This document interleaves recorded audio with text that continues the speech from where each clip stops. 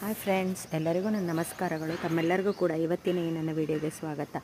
ಯಾರೆಲ್ಲ ನನ್ನ ವಿಡಿಯೋಗಳು ನೋಡಿ ನನಗೆ ಸಪೋರ್ಟ್ ಮಾಡ್ತಿದ್ರೆ ತಮ್ಮೆಲ್ಲರಿಗೂ ಕೂಡ ಧನ್ಯವಾದಗಳನ್ನು ಹೇಳೋದಕ್ಕೆ ಇಷ್ಟಪಡ್ತೀನಿ.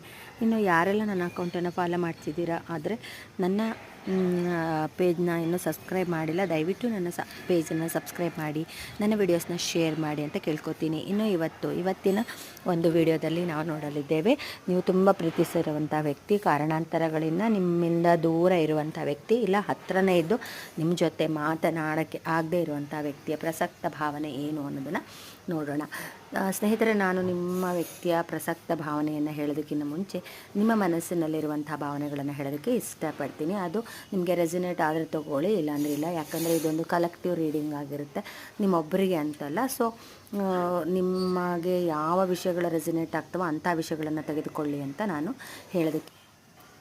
ಸೊ ನಿಮಗೆ ಯಾವ ವಿಷಯಗಳು ರೆಸಿನೇಟ್ ಆಗುತ್ತೋ ಅದನ್ನು ತೊಗೊಳ್ಳಿ, ಇಲ್ಲ ಅಂದರೆ ಬಿಟ್ಬಿಡಿ ಅಂತ ಹೇಳೋಕ್ಕೆ ಇಷ್ಟಪಡ್ತೀನಿ. ಮೊದಲಿಗೆ ನೀವು ತುಂಬ ಇಷ್ಟಪಡೋ ವ್ಯಕ್ತಿ ನಿಮ್ಮಿಂದ ತುಂಬ ದೂರ ಹೋಗಿದ್ದಾರೆ. ಸೊ ನಿಮಗೆ ಅವರನ್ನು ಮತ್ತೆ ಹೋಗಬೇಕು, ಮಾತಾಡಿಸ್ಬೇಕು ಅನ್ನೋ ಆಸೆ ಇದೆ.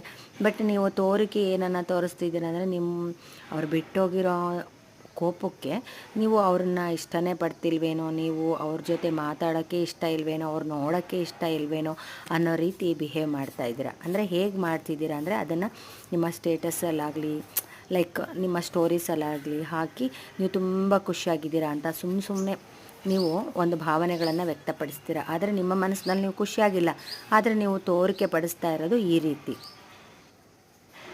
ಸೊ ನೀವು ನಿಮಗೆ ಒಂದು ರೀತಿ ಮೋಸ ಮಾಡ್ಕೊತಿದ್ದೀರಾ ಅಂತ ನಾನಿಲ್ಲಿ ಸಜೆಸ್ಟ್ ಮಾಡೋಕ್ಕೆ ಇಷ್ಟಪಡ್ತೀನಿ. ಯಾಕೆಂದರೆ ನಿಮ್ಮ ಭಾವನೆಗಳೇನಿದೆಯೋ ಅದನ್ನು ವ್ಯಕ್ತಪಡಿಸಿ, ಅದನ್ನು ಬಿಟ್ಟು ಯಾರಿಗೋ ತೋರಿಕೆಗೋಸ್ಕರ ಈ ರೀತಿ ಭಾವನೆಗಳನ್ನು ವ್ಯಕ್ತಪಡಿಸೋದ್ರಿಂದ ನಿಮ್ಮತನವನ್ನು ನೀವು ಕೊಂಡ್ಕೊಳಂಗಾಗುತ್ತೆ. ಸುಮ್ಮನೆ ತೋರಿಕೆಗೋಸ್ಕರ ಸಂತೋಷವಾಗಿದ್ದೀನಿ ಅಂದರೆ ನಿಜವಾಗ್ಲೂ ಸಂತೋಷವಾಗಿರೋಕ್ಕಾಗುತ್ತಾ? ಇಲ್ಲ.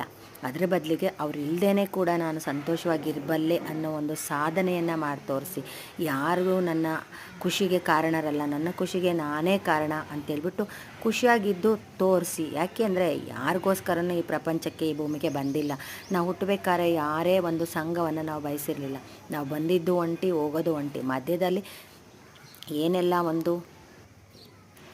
ಮಧ್ಯದಲ್ಲಿ ಏನು ಈ ಒಂದು ಎಲ್ಲ ಸಂಬಂಧಗಳು ಹುಟ್ಟುತ್ತೋ ಅದು ಕ್ಷಣಿಕ ಮಾತ್ರ. ಅನ್ನಿಸ್ಬೋದು ಯಾರಿಲ್ದೇನೂ ನಾನು ಬದುಕೋಕ್ಕಾಗಲ್ಲ, ಅವರಿಲ್ಲದೆ ಇವರಿಲ್ಲದೆ ಬದುಕೋಕ್ಕಾಗಲ್ಲ ಅಂತ. ಆದರೆ ಸ್ವಲ್ಪ ದಿನ ಅಭ್ಯಾಸ ಮಾಡಿ ನೋಡಿ, ಯಾರ ಅವಶ್ಯಕತೆಯೂ ನಿಮಗೆ ಬೇಕಾಗಿರಲ್ಲ. ಇದನ್ನು ಒಂದು ಚಾಲೆಂಜಿಂಗ್ ಆಗಿ ತಗೊಳ್ಳಿ. ನಿಮ್ಮ ಮನಸ್ಸನ್ನು ತೋರಿಕೆಯಿಂದ ಮಾಡ್ತಾ ಇರೋದು ಎಲ್ಲ ಕಾರ್ಯಗಳನ್ನು ಬಿಡಿ, ನಿಮ್ಮತನವನ್ನು ಉಳಿಸ್ಕೊಳ್ಳಿ, ಯಾರಿಗೂ ತಲೆ ಬಾಗಬೇಡಿ, ಧೈರ್ಯವಾಗಿರಿ, ಮುಂದುವರಿರಿ ಅಂತ ಹೇಳೋದಕ್ಕೆ ಇಷ್ಟಪಡ್ತೀನಿ. ಏನಂತೀರಾ? ವಿಡಿಯೋ ಇಷ್ಟ ಆದರೆ ಲೈಕ್ ಮಾಡಿ, ಶೇರ್ ಮಾಡಿ, ನನ್ನ ಅಕೌಂಟನ್ನು ಫಾಲೋ ಮಾಡಿ ಅಂತ